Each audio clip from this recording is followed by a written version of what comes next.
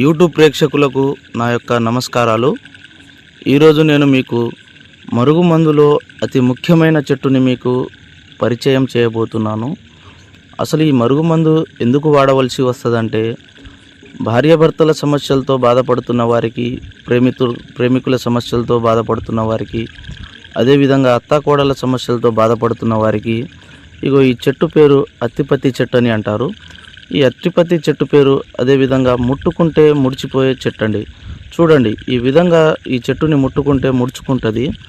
ఈ చెట్టుతో తయారు చేసే మరుగుమందు తినే దాంట్లో కానీ, లేకపోతే వాళ్ళు వేసుకునే బట్టలకు కానీ, చెప్పులకు కానీ, శరీర భాగాన ఎక్కడైనా పూస్తే చాలండి.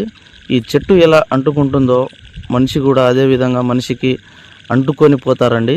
ఇది చాలా శక్తివంతమైన మరుగుమందు.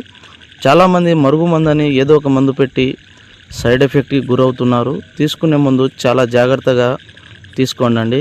ఈ కాలంలో మరుగుమందు కేవలం మంచికే వాడాలి, చెడుకు మాత్రం ఉపయోగించకూడదు. కేవలం మంచికే వాడాలండి.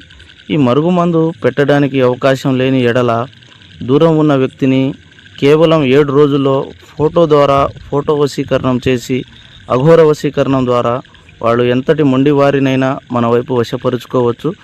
ఈ మందు తీసుకునే ముందు చాలా జాగ్రత్తగా తీసుకోండి. సర్వే జన సుఖినో భవంతు.